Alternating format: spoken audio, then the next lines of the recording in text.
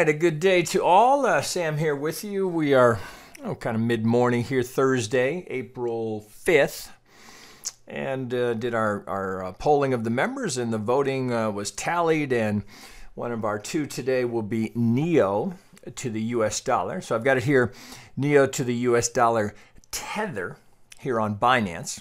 That's where most of the volume is, so thought we'd dig in here. Now, on Binance here, we can get the full history, and all I've done over here on the left is just wick off some prior highs as we've essentially returned all the way back to this level. So we've made a full round trip coming all the way back to these prior pivots here and just wicking those off as potential support. And you can see we're actually just trading literally right here on this prior pivot high the first day it hit Binance. So full round trip. This here, I'm inclined to just call this a WXY. We don't need to dig back through this, but here's what matters as we dig into this last move down here. So let's zoom in. Get down here so we can look working from our X coming down. Let's reset that. So we get a very nice five-wave structure with pretty subdivision. It's a little shallow for the two, but it's there. We get our 3, 4. Then I get my 5 down into to complete that, what I have labeled as an A wave. Assuming we've got the X in, now we're looking for the second ABC.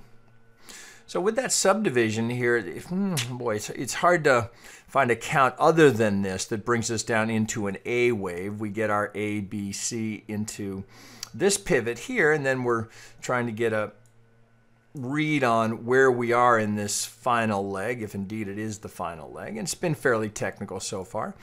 We come down here and we get a nice 1. Here's our 2. Here's the big move into a 3.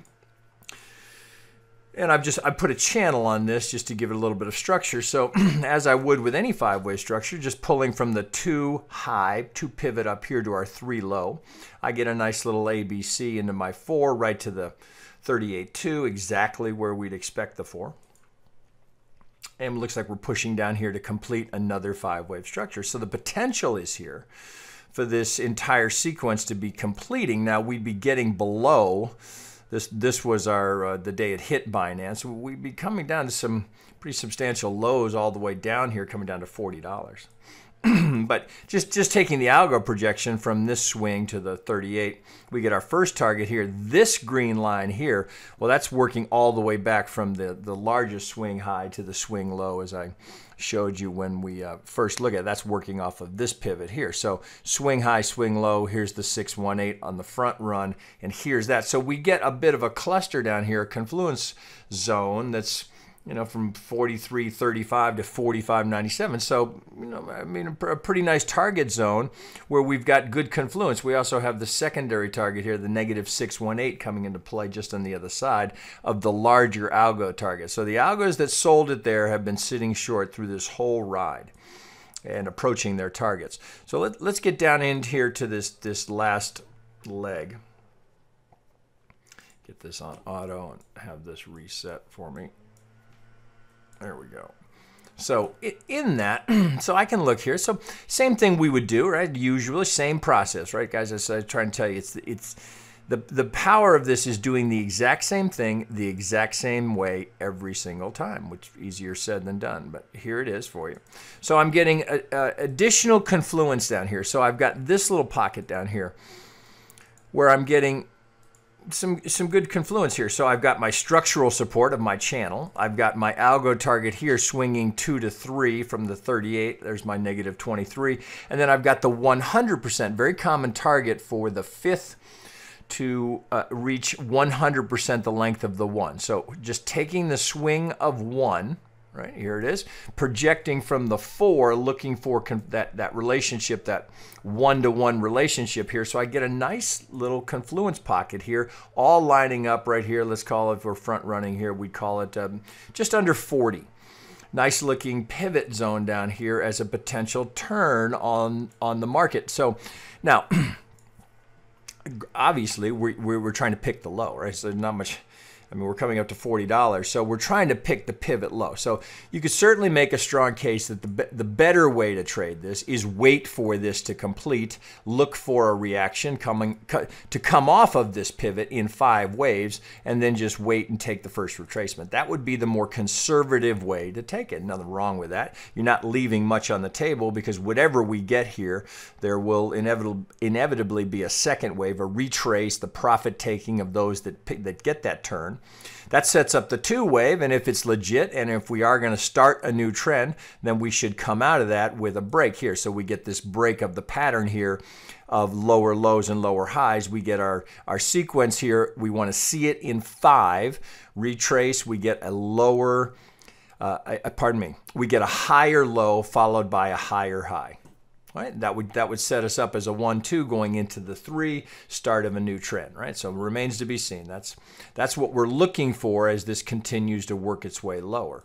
Some sort of a pivot here. So we have good symmetry. We have all of it lining up here. So it's hard not to argue with this as a resolution point. Maybe that's a better way to think of it. So if you're a bull on NEO relative to the dollar, and you like the project, and we know this is a major project, this symmetry here is all very strong. So too soon to be a buyer, in my view, even though you are coming to this long-term support. Now, just because this target is down here, doesn't mean we must go down there, of course.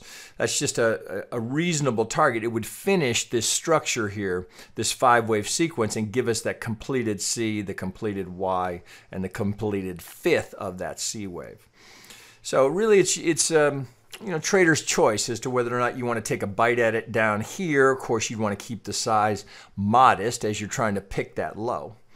But coming off of that, right, you get much better confirmation when you see what you get. Do we get 5 or do we get 3 and then roll over yet again? Right, so of course, we do have this larger target down here at 32. So initial buy, if you're looking for the buy side, might be right around 40, as you'd want to front run this just to be sure you got a fill.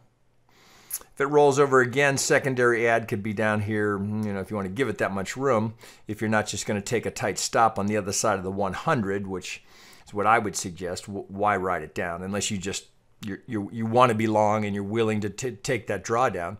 Your secondary add could be down here around 34. Let's call it 33 and change for a secondary add yet again. So you'd be averaging in your price. So if we split that difference, you'd have roughly a fill between the two, depending on your size, looking for that reaction, right? And then if you get it, right, well, then you couldn't be any better positioned. Then your reload zone is off of the first retrace. Now you can tighten up your stop.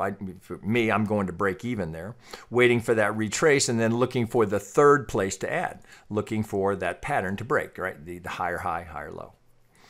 So that's what I see there. No action at the moment. I would be waiting for that to get more clarity. And do we come down here in 5? I don't know if we've got any divergence, but I'd be looking for divergence here. Looks like this was our peak for the 3. So I'd watch for it. 1 for the watch list, probably nothing to do just yet. But again, of course, we could double bottom down here. We don't know. But that's what I would be waiting for. So on the watch list, I'd want to be alerted. If we break this low, I'd want to be alerted, and then I'd be looking for that entry just a little bit lower. Okay, guys, that's all I got for NEO.